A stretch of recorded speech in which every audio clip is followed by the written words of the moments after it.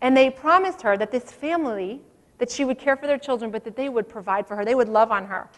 They would allow her to be paid well enough that she could send money home to her family, that she would be able to come home on holidays. So my client went to work. They told her it would cost about 3,000 United States American dollars to accomplish this journey. So she went to work. She started to save her money. Her brother lent her some money, and she even sold some of the jewelry that her father had left her. Now, she and some other women began this journey from Tirana, Albania to Florence, Italy. And the journey began on this little tiny speedboat in the middle of the night in horribly treacherous, rough waters. All the women were vomiting. They were then forced to abandon their luggage on the beach and go by train and then by car and then by train again. And the journey ended where my client had to get into the car with two men who drove her outside of Florence, Italy, to an abandoned warehouse where they informed her that there was no nanny position, but that she would be forced into prostitution. And you can imagine the shock and the horror and the surprise and the fear. And as she sat in the back seat, she began to punch the back of the front seats, and she began to scream.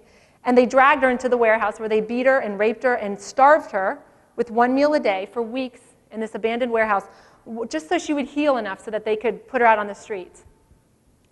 So for weeks, my client was forced to do this, to go and to prostitute herself on the main street outside of the Florence airport, where a lot of trafficking occurs. One night, in the middle of the night, she went into a little delicatessen to grab a sandwich. There was a woman who was assigned to watch her so she wouldn't escape.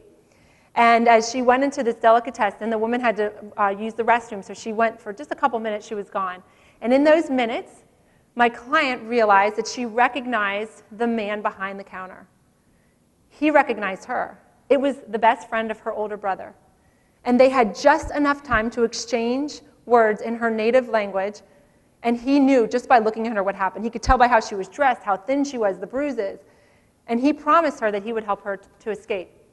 So he went to work, preparing the visas and the paperwork. And every night he would come dressed as a different person, borrowing a different friend's car to give her money to hand to these men so she no longer had to prostitute herself. And this went on for several weeks while he prepared all the documentation. And then, one night, he took her with him, got her the documentation, her visa, put her on a plane to the city of Chicago, where he knew a family there that would provide for her. And that's where I got to meet her. Now you can imagine when I met her, she was broken. She couldn't trust anyone. She was just shameful and felt so betrayed. And so I had the journey of an uphill battle to prepare her to go before the immigration court and seek a grant of asylum to stay in our country where she would not be killed. See, we knew if she was sent back that the men would come find her and kill her. And the only way that I could prepare her was to earn her trust. Now, to make this uphill battle worse, we were assigned the worst judge in the city of Chicago. Absolutely zero compassion, known for that. Known for deciding against people like my client. And even make it worse, after September 11th, they had made the laws much more stringent. And in our particular case, we were told it was virtually impossible to get a grant of asylum. But I went to work preparing my client. I knew this judge, with no compassion, would require her to relive the nightmare of her life and tell in every detail what happened to her so he would believe that those things truly happened. And so I had to earn her trust. I had to have her be able to testify about things she never wanted to think about again. And then I remembered that I had read about a reporter who had a heart for human trafficking. And I thought, well, if we could get her to cover our story, that the judge would know that the city of Chicago was watching how he decided on this case. But in order to allow this woman to cover our story, she had to earn our trust because my client was so fearful that if any identifying information, her first name even, her hometown, she wouldn't let be revealed, the name of the man who helped her escape, if anything was identified, she was afraid these men would come and find her. And I believe that that fear was founded. When she first escaped, the men went looking for her in her hometown, and they actually stabbed her brother looking for her. And so she knew that if anything were revealed about her, they would go after her family and probably after her. And we knew that if she was sent back, she would probably be killed.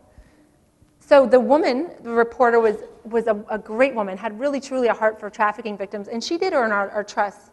And as a result, our story was featured not once but twice in the Chicago Sun-Times, and the judge knew that the city was watching him. The judge knew because his name was all over the article.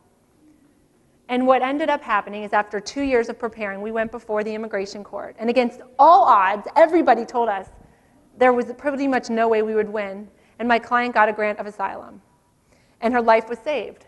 And she, to this day, lives in the city of Chicago and is in nursing school. And the only reason that an outcome that should have been impossible became possible was because I knew the importance of earning her trust and her loyalty, of being a leader of influence.